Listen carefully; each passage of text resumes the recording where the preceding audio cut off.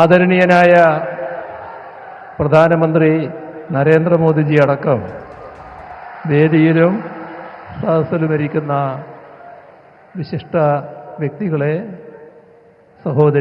സഹോദരന്മാരെ, let me begin by paying homage to those who were brutally murdered by terrorists in Pahalgam last month. Their loss reminds us of the urgent need to remain united in defending our nation from anti-national and divisive forces.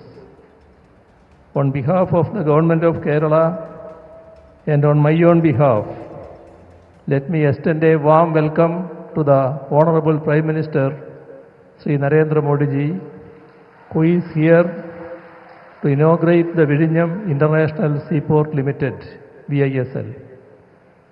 This is a proud moment for all of us, as the commissioning of this port marks the dawn of a modern era. The Honorable Prime Minister's presence makes this occasion even more special and brings great joy to all of us. It also makes us optimistic about the bright future of this seaport. അങ്ങനെ നമ്മൾ ഇതും നേടി. ഇത് കേരളത്തിൻ്റെ ദീർഘകാലമായ സ്വപ്നമാണ്. ആ സ്വപ്ന സാക്ഷാത്കാരത്തിൻ്റെ നിമിഷമാണിത്. എല്ലാ രീതിയിലും അഭിമാനകരമായ നിമിഷം. ഇത് നമ്മുടെ രാജ്യത്തിൻ്റെ ഏറ്റവും പ്രധാനപ്പെട്ട പോർട്ടായി മാറുകയാണ്. അതുകൊണ്ട് തന്നെ രാജ്യത്ത് ഏറ്റവും പ്രധാനപ്പെട്ട പോർട്ട് എന്ന് പറയുമ്പോൾ ലോകത്തെ തന്നെ ശ്രദ്ധിക്കപ്പെടുന്ന പോർട്ടുകളിലൊന്നായി ഇന്ത്യയുടെ ഈ പോർട്ട് മാറുകയാണ്. ഈ പോർട്ടിൻ്റെ നിർമ്മാണം ഈ രീതിയിൽ പൂർത്തിയാക്കുന്നതിന് സഹകരിച്ച എല്ലാവർക്കും ആദ്യമേ തന്നെ കൃതജ്ഞത രേഖപ്പെടുത്തട്ടെ.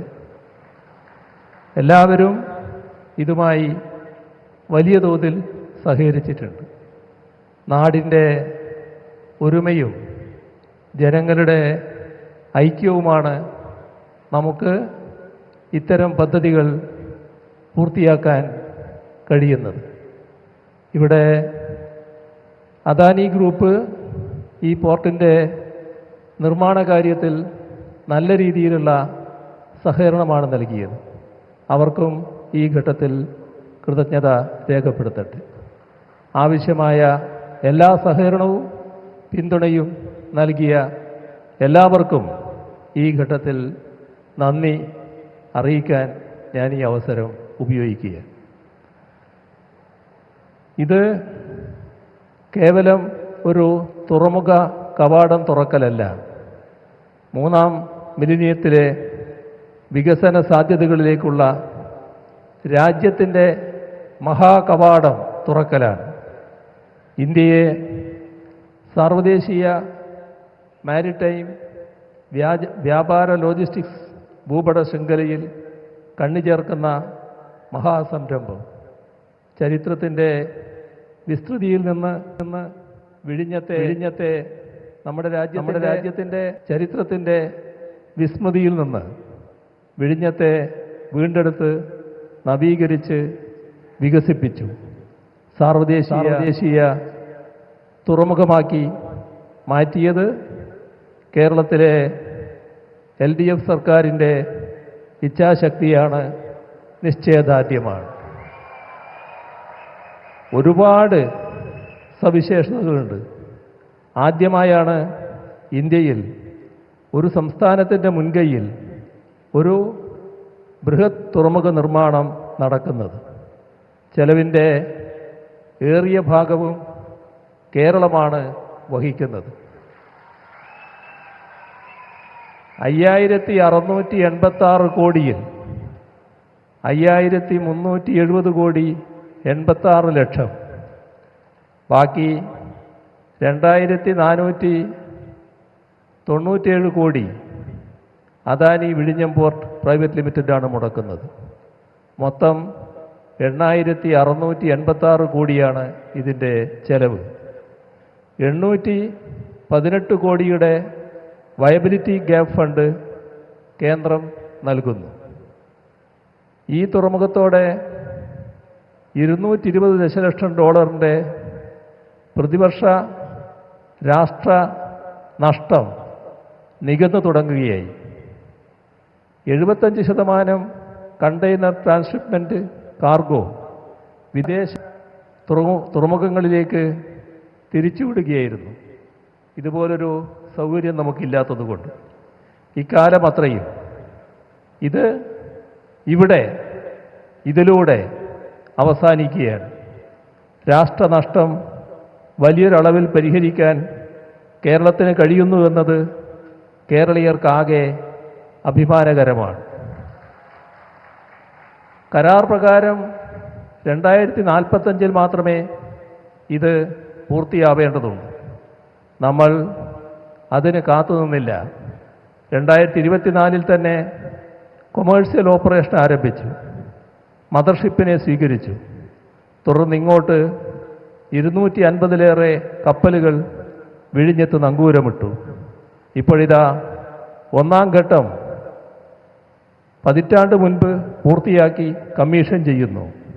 2028 ഇതിൻ്റെ എല്ലാ ഘട്ടങ്ങളും പൂർത്തിയാക്കാനാണ് ഉദ്ദേശിക്കുന്നത്.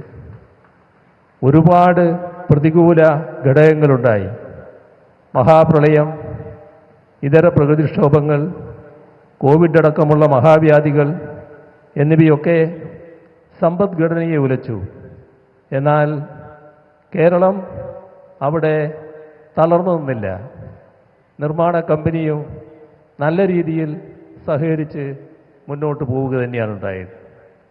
1996 LDF സർക്കാർ രൂപപ്പെടുത്തിയ പദ്ധതിയാണ് ഇവിടെ യാഥാർത്ഥ്യമാവുന്നത്. ഇടക്കാലത്ത് പദ്ധതി അനിശ്ചിതത്വത്തിലായിരുന്നു. പദ്ധതി പഠനത്തിനായി 2009 ഇൻ്റർനാഷണൽ ഫിനാൻസ് കോർപ്പറേഷനെ നിയോഗിച്ചു. 2010 ടെൻഡർ നടപടികളിലേക്കും കടന്നു. പക്ഷേ കേന്ദ്രം ആ ഘട്ടത്തിൽ അനുമതി നിഷേധിച്ചു. തുടർന്നുള്ള ഘട്ടം പദ്ധതിക്കായുള്ള മനുഷ്യച്ചങ്ങലകൾ അടക്കമുള്ള പ്രക്ഷോഭങ്ങളുടേതായിരുന്നു. 2015 ഒരു കരാറുണ്ടായി. എന്നാൽ പല തലങ്ങളിലുള്ള വിമർശനങ്ങൾ അത് നേരിട്ടു. ആ വിമർശനങ്ങളെല്ലാം നിലനിൽക്കുമ്പോഴും വിഴിഞ്ഞം പദ്ധതി നടപ്പാവുക തന്നെ വേണം എന്ന നിലപാടാണ് ഞങ്ങൾ കൈക്കൊണ്ടത്. വികസന കാര്യത്തിൽ രാഷ്ട്രീയ വേർതിരിവ് വേണ്ട എന്ന നയമാണ് കൈക്കൊണ്ടത്. അതുപ്രകാരമാണ് 2016 അധികാരത്തിൽ വന്നതിനെ തുടർന്നുള്ള ഘട്ടത്തിൽ ബൃഹത് തുറമുഖമായി വിഴിഞ്ഞം വളരുന്നതിനുള്ള നിലപാടുകൾ എടുത്തത്. അതാണ് വിഴിഞ്ഞത്തെ ഇന്നത്തെ നിലയിൽ യാഥാർത്ഥ്യമാക്കി മാറ്റിയത്. സ്ഥാപിത താൽപ്പര്യക്കാർ പടർത്താൻ ശ്രമിച്ച തെറ്റിദ്ധാരണകളെ ജനങ്ങളെ വിശ്വാസത്തിലെടുത്ത് അതിജീവിച്ചു.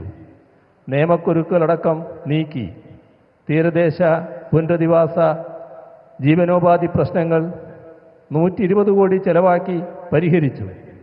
അവിടുത്തെ പെൺകുട്ടികളെ ക്രെയിൻ പ്രവർത്തിപ്പിക്കുന്ന ജോലിയടക്കം ഇവിടെ ഏൽപ്പിച്ചിരിക്കുന്നു.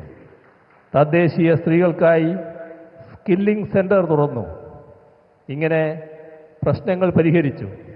സങ്കടങ്ങൾക്ക് അറുതിയുണ്ടാക്കിയാണ് സർക്കാർ നീങ്ങിയത്. 5000-ലധികം തൊഴിലവസരങ്ങളാണ് ഈ തുറമുഖത്തിൻ്റെ ഭാഗമായി നേരിട്ട് ലഭ്യമാകുന്നത്. കൂടുതൽ പേർക്ക് ഇത് പ്രയോജനകരമാകുന്നു എന്ന് ഉറപ്പുവരുത്തുകയാണ്. കേരളത്തിൻ്റെ അതിനപ്പുറം ഇന്ത്യയുടെ ആകെ വികസനത്തെ ഈ തുറമുഖം വലിയ തോതിൽ ഭദ്രമാക്കുമെന്ന കാര്യത്തിൽ സംശയമില്ല. On behalf of the people of Kerala, I once again express our sincere gratitude to the Honorable Prime Minister for visiting our state to dedicate the landmark project to the nation. I also extend my congratulations to the Adani Group for executing this mission with excellence. Thank you all.